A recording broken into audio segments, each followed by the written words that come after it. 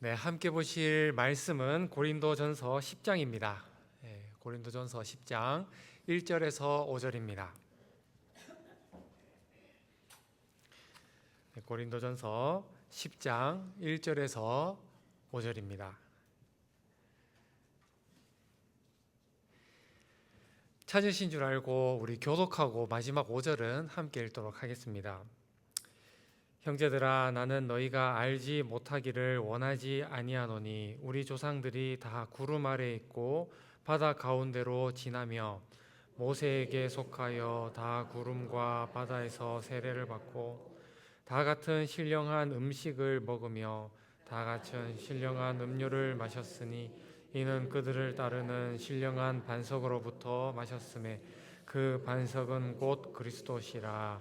그러나 그들의 다수를 하나님이 기뻐하지 아니하셨으므로 그들이 광야에서 멸망을 받았느니라. 아멘. 오늘 또 기도의 현장으로 모이신 우리 용사님들 서로 마주보면서 이렇게 인사합시다. 우리의 기도가 세상을 변화시킵니다. 세상을 변화시킵니다. 네. 또 전 세계에서 온라인으로 참여하고 계실 우리 온라인 기도 용사님들을 위해서 이렇게 인사합시다. 주님은 우리와 함께하고 계십니다. 주님은 우리와 함께하고 계십니다. 네. 어느 곳에서든지 주님은 우리와 함께하고 계십니다. 오늘 찬양할 때 앞에 몇 분이 섰는지 혹시 기억하고 계신 분이 계십니까? 3분. 선물을 못 드려서 어떡하지? 네, 3분이 서셨는데요. 원래는 한 5분에서 6분 이렇게 섰던 걸로 제가 기억하고 있거든요. 그래서 혹시 그 3분이 선 것을 보시면서 마음에 성령님이 주시는 감동이 있으신 분, 나도 저 구성원 중에 한 명이 돼야겠다 생각하신 분이 있으시면은 주저하지 말고 지원해 주시기를 부탁을 드립니다. 근데 이제 혼자만 은혜를 받으면 안 되잖아요. 듣는 사람도 은혜가 있어야 되니까 그래도 이제 4분의 4박자와 8분의 6박자는 그래도 구분할 줄 아시는 분으로 그 정도는 이제 구분하실 수 있는 분으로 한번 지원해 주시면은 함께 귀한 사역 참여하실 수 있으면 좋겠습니다. 많은 분들이 성령의 은혜가 있으시기를 주님의 이름으로 축원합니다. 네. 우리는 이제 지난 시간에 복음 전도를 사명으로 하며 살아갔던 사도 바울에 대해서 말씀을 나누었습니다. 그에게 있어서 복음을 전하는 것은 묻고 따지고 하는 그러한 계산적인 사역이 아니었습니다. 사명이었습니다. 소방관이 불길을 보면서 야, 이거 들어가야 돼 말아야 돼 이렇게 고민하는 것이 아니라 그냥 반사적으로 탁 불 속으로 뛰어드는 것처럼 복음을 전하는 것은 사도 바울에게 있어서 그리고 성도인 우리 모든 기도의 용사님들에게 있어서 동일한 사명이라는 것입니다. 그래서 사도 바울은 부득불 나는 복음을 전하는 사람이다 이렇게 스스로를 이야기를 했었죠. 바울로 사도는 자신이 갖고 있는 모든 능력, 여기서 능력이라 하면 신체적 능력, 신분적 능력 이런 것까지 다 포함해가지고 이런 모든 것을 100% 사용하여서 유대인에게는 유대인에게 맞춤형으로, 율법이 없는 사람에게는 율법 없는 자처럼, 이방인에게는 이방인에게 맞도록 정말 다양한 사람들을 다 아우르면서 자기 자신을 때로는 높였다가 낮췄다가 이러한 모습들을 바꾸면서 자신이 갖고 있는 모든 은사를 100% 사용하여 복음을 증거하였다라고 지난 시간에 이야기를 했습니다. 그러면서 이러한 일들을 마치 운동선수가 1등이 되기 위해서 상 받기 위해서 달려가는 사람처럼 절제하며 목표를 향해 일직선으로 달려갔다. 그러면서 고린도 교회 너희들도 그렇게 했으면 좋겠다 이렇게 권면하는 말씀으로 지난 시간에 우리가 살펴보았습니다. 주 안에 사랑하는 기도의 용사님들, 우리는 예수에 미친 중보기도의 용사인 줄 믿습니다. 사도 바울이 예수에 미쳐서 자신의 무죄를 입증하고 변호해야 할 그 순간에도 예수를 증거했던 것처럼 우리도 앞으로 우리들에게 행하실 주님을 기대하고 소망하면서 나라와 민족과 또 아파하고 눈물 흘리고 있는 우리 교우들을 위해서 기도할 수 있는 예수에 미친 기도의 용사들, 너무나 멋진 말이죠. 용사가 될 수 있기를 주님의 이름으로 축원합니다. 그러면서 오늘 고린도전서 10장으로 넘어옵니다. 벌써 10장이에요. 오늘이 21번째 저랑 같이 중보기도 진행하고 있는데 고린도전서 10장 이제 오늘부터 살펴봅니다. 고린도전서 9장이 사도 바울 개인의 정체성에 대해서 이렇게 전하고 있는 말씀이라고 한다면, 오늘 본문 10장에서는 어느 정체성일까요? 교회의 정체성, 교회 공동체의 정체성에 대해서 이야기를 하고 있습니다. 교회는 어떤 공동체이어야 하는가에 대해서 오늘 이제 말씀을 다루고 있는 것이죠. 흥미롭게도 바울은 오늘 본문을 읽어보니까 구약 시대에 있었던 역사적 사건을 언급하면서 거기에 자신이 가지고 있는 그 신약적 관점으로 해석을 해주는 그러한 내용들로 오늘 10장이 진행되고 있습니다. 구약 성경에 아주 능통했던 바울은 그 구약 속의 말씀 속에 존재하는 구속사적인 상징과 의미를 이렇게 뽑아낸 것이죠. 그래서 구약에 대해서 다소 표면적으로 이해하고 있었던 고린도 교회 성도들에게 오늘 사도 바울의 이 해석은 어떤 면에서 제법 적지 않은 충격으로 다가왔을 수도 있습니다. 그래서 바울은 구약과 신약이 분리된 역사가 아니라 우리의 구원을 위해 통전적으로 인도하시는 하나님의 계획과 역사가 있음을 오늘 고린도전서 10장에서 이야기하면서 교회는 어떤 정체성을 가지고 있어야 하는가에 대해서 말씀을 전하고 있다는 것입니다. 그래서 오늘 본문 1절에서 2절 이렇게 되어 있습니다. 형제들아, 나는 너희가 알지 못하기를 원하지 아니하노니 우리 조상들이 다 구름 아래 있고 바다 가운데로 지나며 모세에게 속하여 다 구름과 바다에서 세례를 받고. 1절에 보니까 바울이 알지 못하기를 원하지 아니한다, 부정어에 부정어를 써서 좀 헷갈릴 수가 있는데 그렇지 아니한 것이 아니다고 할 수 없다. 이게 굉장히 꼬아놨는데 뭐 중요한 건 뭐냐면은 너희들이 꼭 알아야 된다, 지금 이 얘기하고 있는 거예요. 너희들이 이거 꼭 알아야 된다. 꼭 알아야 되는 게 뭐냐면 구약에서 몇 손가락 안에 드는 참 거대한 초자연적인 역사, 그 중에 하나인 홍해를 건넜던 사건을 너희가 생각해 보라는 것입니다. 홍해를 건넜던 사건. 그래서 때는 출애굽기 14장으로 돌아갑니다. 하나님의 주권적 역사와 또 애굽의 그 10가지 재앙으로 인해서 애굽에서 노예 생활을 하던 이스라엘이 애굽을 막 탈출하던 때가 출애굽기 14장이에요. 그때 이스라엘의 눈앞에는 거대한 홍해가 넘실거리고 있었고 뒤에서 누가 쫓아오고 있어요? 애굽의 군대가 이스라엘 백성을 죽이겠다고 전차를 끌고 쫓아오고 있던 바로 그 일촉즉발의 위기의 상황을 출애굽기 14장은 묘사를 하고 있습니다. 이때 하나님께서 큰 동풍을 밤새도록 불게 하셔서 바다를 가르시고 이스라엘 백성들이 마른 땅으로 편하게 건너갈 수 있도록 하나님께서 놀라운 초자연적인 역사를 이루어 주셨죠. 자, 그런데 요 사건, 지금 이스라엘 백성들이 홍해 바다로 들어가는 사건, 요 사건을 뒤쫓아오는 애굽 사람들의 관점에서 보면 어떤 느낌일까요? 애굽 군대의 눈으로 지금 이스라엘 백성들은 어떤 일을 하고 있어요? 홍해 바다로 지금 내려가고 있죠. 그죠? 마른 땅으로. 그래서 애굽 사람들이 보기에는 이스라엘 사람들이 죽음의 바다로 들어가고 있는 것처럼 보이는 거예요. 저 사람들 죽으러 들어가고 있구나 보이는 거죠. 반대로 약속의 땅에 서 있는 사람들이 이스라엘 백성들을 보면 어떤 느낌일까요? 죽음의 땅이었던 바다에서 누가 올라오고 있어요? 이스라엘 사람들이 올라오고 있는 것. 그래서 죽음의 바다에서 걸어 나와서 생명의 영역으로 나아가고 있는 것처럼 보인다는 것입니다. 죄와 죽음으로 상징되었던 애굽을 뒤로 하고 일단 바다를 건너서 약속과 생명이 있는 땅으로 넘어오게 되면 노예의 신분에서 자유의 신분으로 바뀌면서 다시 돌아갈 수 있어요, 없어요? 없는 거예요. 못 돌아가는 거예요. 영원한 생명으로 넘어왔기 때문에 이제는 두 번 다시 돌아갈 수가 없게 되는 것입니다.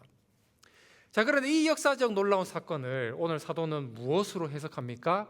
세례받았다, 이렇게 지금 해석을 하는 겁니다. 지금은 우리 교회에서 세례받을 때 어떻게 세례를 받죠? 성부와 성자와 이렇게 물을 적셔가지고 머리에 뿌리는 것을 세례라고 했는데, 그 당시의 세례라고 하면 모든 사람이 이견 없이 뭐라고 생각했어요? 침례였어, 침례. 죽음으로 상징되는 물 속으로 나의 온 몸이 완전히 잠겼다가 다시 생명으로 상징되는 무트로 온 몸이 올라오는 것, 이것이 세례였고 침례였다는 것입니다. 그래서 바울은 죽음의 바다를 건넜던 홍해로 들어갔다가 약속을 땅을 향해 무트로 올라오는 그 사건을 세례받았다, 그렇게 해석을 했다는 것입니다. 그런데 죽었다가 다시 살아나는 그 세례의 현장에 이스라엘 혼자만 있었다고 지금 합니까? 뭐가 같이 있었다 그러죠? 오늘 본문에 보니까 구름이 같이 있었대요. 구름이. 레위기 16장에 보면 대속죄일에 대한 규례가 나오는데 1년에 한 번씩 대제사장이 온 이스라엘의 죄를 짊어지고 대속죄일, 지성소, 시은좌 앞으로 나아가는 그러한 예식을 했었거든요.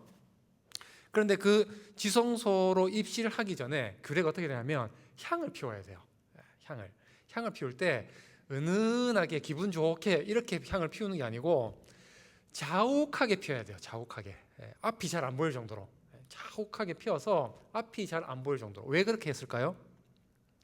거기에 누가 있어요? 하나님이 계시잖아요. 그죠? 하나님의 영광이 대제사장에게 직접적으로 비치게 되면 대제사장이 죽을 수도 있잖아요. 그래서 연기를 자욱하게 가려서 하나님의 영광이 직접적으로 대제사장에게 닿지 않도록 하기 위해서 향을 자욱하게 피워라고 규정이 되어 있는 것입니다. 또 어떻게 이렇게 유사한 사건이 있었죠? 시내산에서 하나님이 시내산에 임재하실 때 하나님의 영광이 시내산에 그냥 딱 드러나 버리면 그 영광을 바라보는 이스라엘 백성들이 다 죽어버릴 수가 있죠. 그래서 구름으로 그 영광을 다 둘러매서 감싸서 백성들을 보호하시기 위해 구름으로 자신의 영광을 가리시는 하나님의 일하심이 성경에는 기록되어 있는 것입니다. 그러니까 이스라엘 백성들과 함께 홍해를 건넜던 그 구름은 뭡니까? 하나님이신 거죠.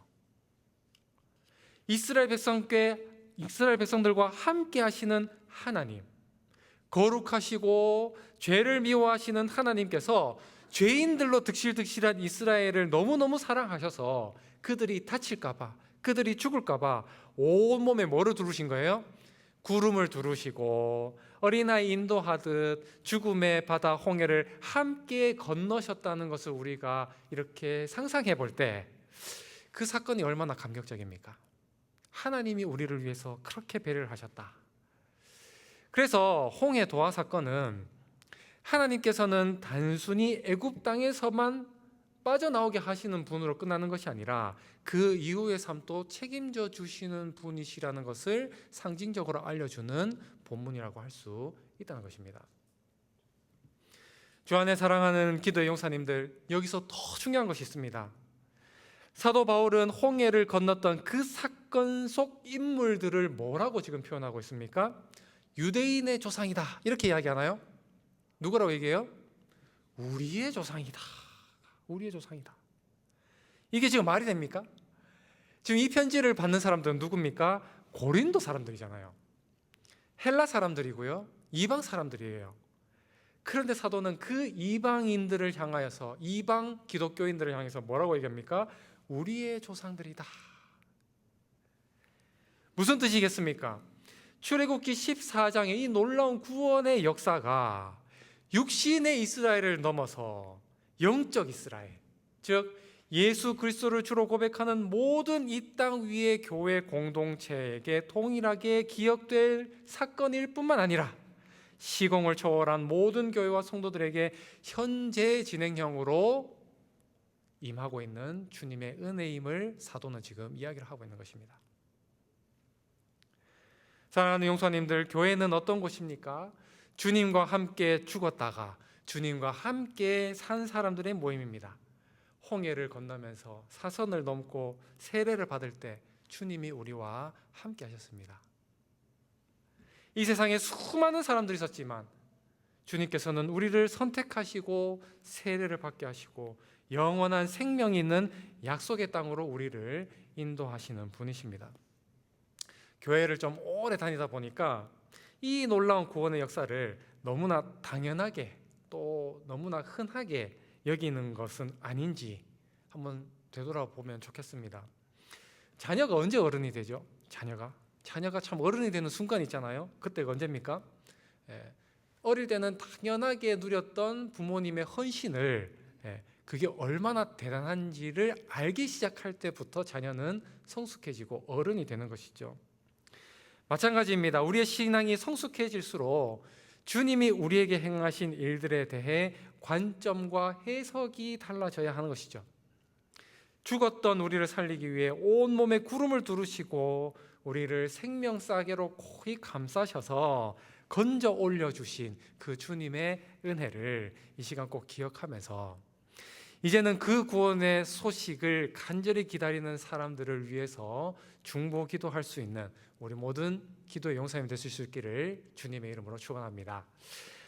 하나님께서는 이렇게 우리를 구원시키시고 그걸로 끝내지 않고 내버려 두시는 분이 아니십니다. 오늘 보면 3절에 뭐라고 되어 있습니까? 다 같은 신령한 음식을 먹으며, 신령한 음식 의심의 여지 없이 뭐겠습니까? 하늘로부터 내려오는 만나죠. 만나. 먹을 것을 전혀 구할 수 없는 광야에서 하나님이 하늘에서 먹을 것을 내려주셨습니다. 간단히 생각해 보면 땅에서 식량을 구할 수 있는 곳이 있었을 거지 않습니까? 그런 곳으로 인도하시면 훨씬 좋았을 것 같은데 하나님께서는 의도적으로 식량을 구할 수 없는 광야로 인도하십니다. 왜 그렇겠습니까? 그렇게 해야 이스라엘 백성들이 어떻게 하는 거예요? 하늘만 쳐다보는 거죠. 하늘만 쳐다보면서 하나님만 기대하면서 하나님만 의지하고 살아갈 수 있기 때문에 땅에서는 식량을 구할 수 없는 광야길로 인도하면서 만나를 내려주셨던 것입니다. 이스라엘 백성이 살았던 애굽은 어떤 곳이었습니까? 내가 열심히 노력하면 노력한 만큼 얻는 곳이 애굽이었습니다. 일을 더 많이 하면 더 많이 얻습니다. 남보다 더 많이 얻고 싶으면 어떻게 하면 됩니까? 남보다 더 많이 일을 하면 됩니다. 그래서 경쟁이 치열하고 궁극적으로 뭐가 없어요? 쉼이 없고 안식이 없는 거죠. 그런데 광야는 다릅니다. 내가 노력한다고 되는 것도 아니고 나의 공로가 있다고 해서 되는 것도 아닌 하나님이 책임져 주시지 않으시면 나는 죽는 곳이 광야죠. 단 한순간도 하나님의 손놔버리면 살아갈 수 없는 곳이 광야입니다. 하나님의 손길만 바라보면서 그 손길만 따라서 살아가야 되는 곳이 광야라는 것이죠. 그래서 하나님이 하루치만 모아라 하면 진짜 하루치만 모아야 되고 안식일 있으니까 이틀치만 모아라 하면 이틀치만 딱 모아야 되는 것이에요. 내일 하나님이 만나 안 내려주면 어떡하지 하면서 불신하며 이틀치를 모으면 어떤 일이 벌어집니까? 썩어서 못 먹게 되는 것이죠. 매일 하루치 줬으니까 내일도 하루치 주시겠지 하면서 안식일을 안 모으면 어떻게 됩니까? 굶어야 되는 거예요. 바꿔 말하면 하나님이 반드시 나의 일상을 책임져 주시기 때문에 그걸 믿고 편안하게 매일매일의 삶을 안식을 누리며 살아가는 사람은 광야에서 어떤 사람이에요? 복을 누리는 삶을 살 수 있게 된다는 것입니다. 주 안에 사랑하는 기도 용사님들, 우리가 살아가는 현장이, 우리 교회 공동체가 있는 현장이 바로 이러한 광야인 줄 믿습니다. 광야를 지나고 있는 이스라엘이 신약 시대의 교회이자 주님이 주인 되시고 주님이 책임져 주시는 공동체, 함께 신령한 음식을 먹는 공동체, 그것이 바로 교회인 것이죠. 4절 말씀, 다 같은 신령한 음료를 마셨으니 이는 그들을 따르는 신령한 반석으로부터 마셨으며 그 반석은 곧 그리스도시라. 이스라엘 백성들이 광야에서 물을 구할 수 없어서 막 원성과 원망이 자자했을 때 하나님께서 그들의 삶을 어떻게 책임져 주셨습니까? 거대한 반석을 터뜨리셔서 물을 공급해 주셨죠. 지금 이스라엘 백성들은 몇 명일까요? 추측하기로 200만 명, 그죠? 남자는 60만이니까 대충 곱하면 200만 명 되잖아요. 그럼 반석을 땅 때렸을 때 폭 하면서 분수처럼 올라오면은 200만 명이 마실 수 있어요, 없어요? 못 마시죠. 앞에 있는 사람만 마시고 뒤에 있는 사람 못 마신단 말이죠. 그러니까 실제로는 어떻게 터졌어요? 강처럼 그냥 팍 물이, 우리 용사님들 상상도 할 수 없었던 물기둥으로 강처럼 팍 솟아 올라가지고 그렇게 터져 200만 명의 맛이죠. 그죠? 이 초자연적인 거예요. 바위에서 조금 물이 터지는 거는 있을 법한 일이지만 큰 바위산에서 강물과 같은 물줄기가 빵 터져 나와서 200만 명이 마실 수 있다고 하면 그거는 기적인 거죠. 하나님께서 그렇게 이스라엘 백성들을 물 마시게 하셨다는 것입니다. 자, 그런데요, 흥미롭게도 물이 터져 나오게 했던, 강처럼 터져 나오게 했던 그 반석은 어떤 반석입니까? 오늘 본문 보니까 무슨 반석이래요? 이스라엘 백성을 따라가는 백성이래요. 원문의 뉘앙스를 살리자면 열렬히 추종하는 반석이래요. 물이 나오는 그 반석이 물이 없는 광야에서 목마른 이스라엘 백성들을 쭉 추적하며 따라갔다는 거예요. 바위가 뒤에서 이렇게 따라왔다는 겁니다. 상상해 보셨습니까? 이동하고 있는데 물이 터지는 반석이 이스라엘 백성들을 막 쫓아다니고 있다. 아마 이제 의미를 지금 이야기를 한 거겠죠, 사도 바울이. 목마를 때마다 그 반석이 백성들을 쫓아다니면서 물을 터뜨려서 물을 공급해 줬다는 겁니다. 주 안에 사랑하는 용사님들, 주님이 우리를 끝까지 따라오셨다는 뜻입니다. 나는 어떻게 믿게 되었는가라는 책을 쓰셨던 존 스토트 목사님이 한 챕터에서 제목이 이래요. 천국의 사냥개. 사냥개는 어떤 역할을 합니까? 사냥감이 딱 떨어지면 어떻게 돼요? 끝까지 쫓아가가지고 그 사냥감을 콱 물어가지고, 그죠? 주인한테 딱 인계를 해오잖아요. 그럼 천국의 사냥개는 어떤 역할을 할까요? 우리가 아무리 하나님을 피해 다녀도, 아무리 하나님 눈에 띄지 않아도 천국의 사냥개처럼 하나님이 우리를 어떻게 하시는 거예요? 끝까지 쫓아가서 확 잡아가지고 죽음에서 생명으로 보내버리시는 그러한 일들을 우리에게 하신다는 것이죠. 이스라엘 백성들이 어디를 가든지 물을 내는 반석이 그들을 따라다니면서 물을 공급하셨다는 것.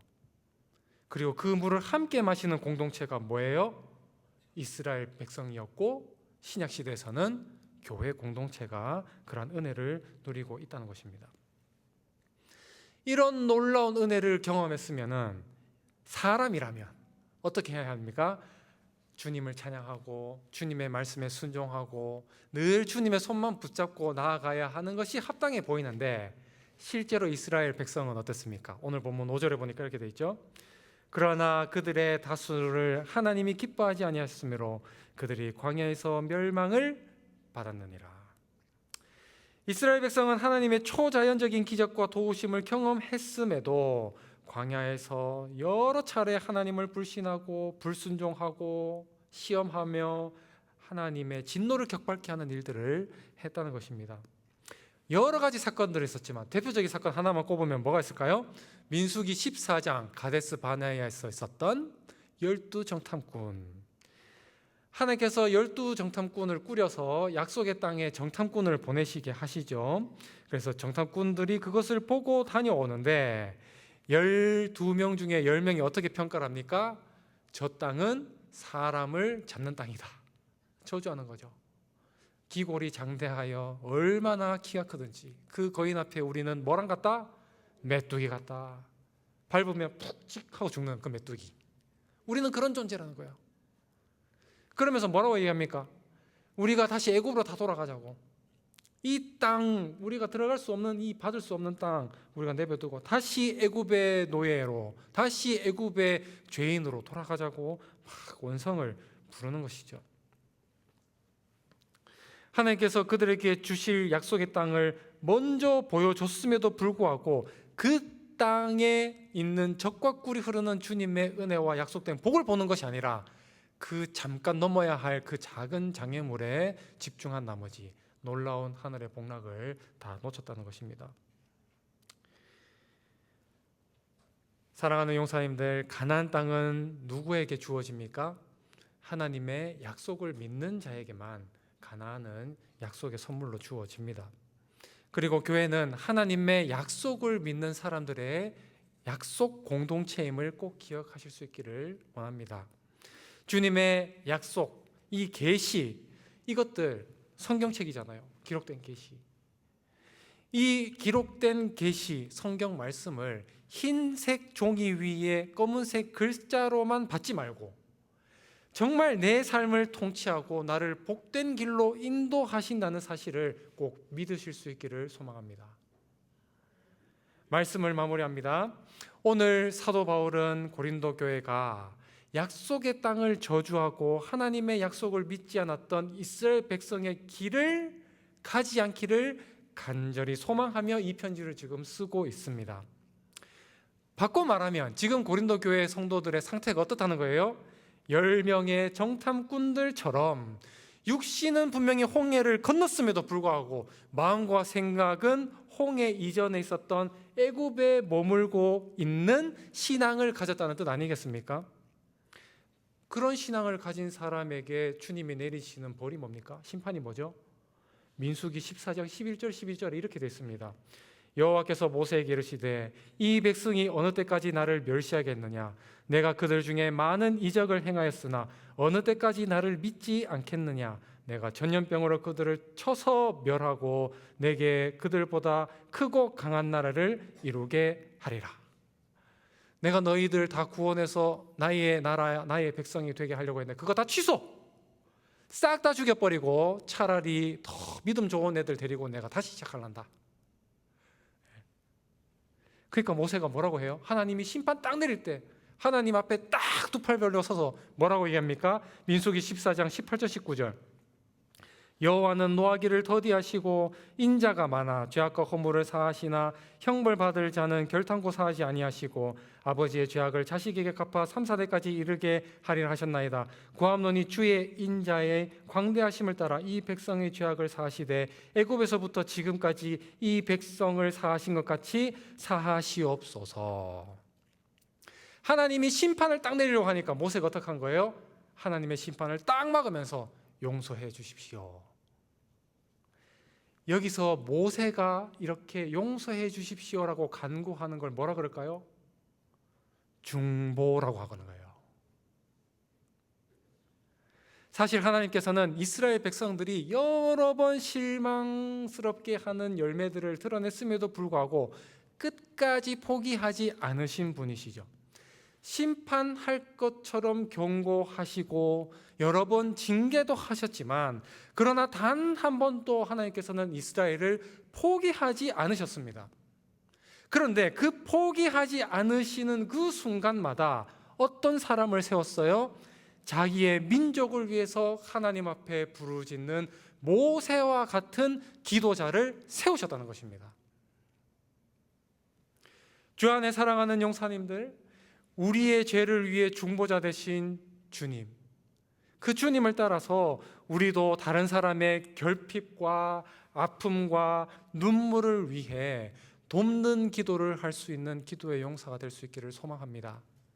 아직도 홍해를 건너지 못한 성도들을 위해서, 아직도 애굽을 그리워하고 있는 이 땅의 연약한 교회들을 위해서, 아직도 함께하고 계시는 그 구름을 보지 못하고 나를 추적하고 따라오시고 계시는 그 반석을 보지 못하는 사람들을 위해서, 그래서 여전히 주님의 약속을 믿지 못하고 이 땅 가운데 등골이 휘도록 자기의 미래와 자기의 안녕을 위해 스스로 인생을 책임지고 있는 수많은 이 땅의 성도들을 위해서 이 시간 마음을 모아 우리가 기도해야 되지 않겠습니까? 포기하지 않으시는 그 주님의 일하심을 우리가 생생히 목도하면서 기도의 자리를 끝까지 지켜내시는 저와 우리 모든 기도의 용사님 되실 수 있기를 주님의 이름으로 축원합니다. 이 시대에 이스라엘로 부르신 우리 교회, 또 이 시대의 구원의 방주로 사용하실 이 시대의 교회, 우리 화요 중보 기도회의 기도를 통하여 이루어질 줄 믿습니다. 오늘 그 마음으로 함께 기도할 수 있는 저 우리 기도 용사님들 되실 수 있기를 주님의 이름으로 축원합니다. 우리 함께 찬송가 435장 나의 영원하신 기업 우리 찬양하고 기도하겠습니다.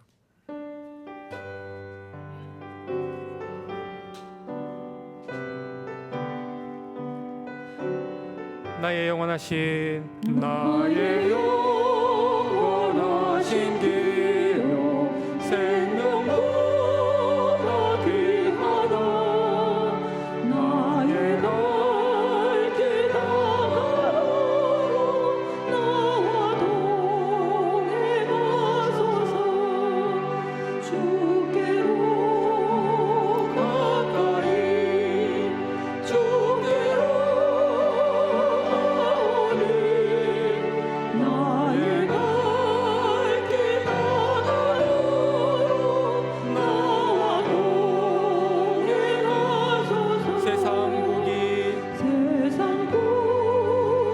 아니라 모든 명예 버리고 험한 길 가는 동안 나와 동행하소서 주께로 가까이 주께로 나오니 나의 갈 길 다가오고 나와 동행하소서 모든 골짜 지나가며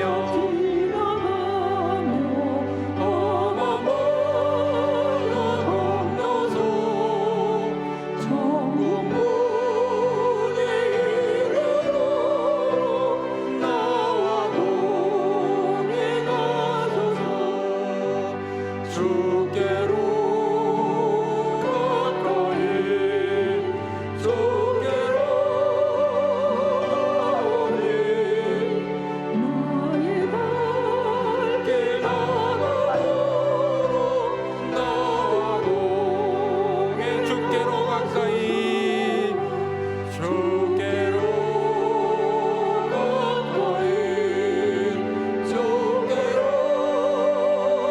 나오니 나의 갈 길 다가오고 나와 동행하소서 함께 말씀을 생각하면서 마음을 모아 기도하십시다. 우리에게 주신 이 구원의 은혜 참 흔하다고 별거 아니라고 생각했는데 사실은 정말 하나님께서 이 초자연적인 역사 가운데 이루신 놀라운 은혜인 줄 우리가 다시 한 번 더 되새깁니다. 주님이 구원의 은혜, 성령 인도하심 날마다 찬송하며 주님 따르는 인생 살게 하여 주시옵소서. 우리 모두 그리스도의 반석 위에 세워진 구원 공동체입니다. 주님 한마음 한뜻으로 주님께서 허락하신 이 교회 공동체 세워가게 하여 주시옵소서. 광야를 지나는 이스라엘 백성들처럼 시험과 어려움 가운데서도 낙심하거나 불평하기보다 주님의 은혜를 끝까지 붙들면서 믿음의 황소걸음을 뚜벅뚜벅 걸어갈 수 있는 끝까지 믿음의 경주를 완주할 수 있는 우리들 되게 하여 주시옵소서. 말씀을 생각하며 합심으로 기도하며 나가겠습니다. 할렐루야. 살아계신 아버지 하나님.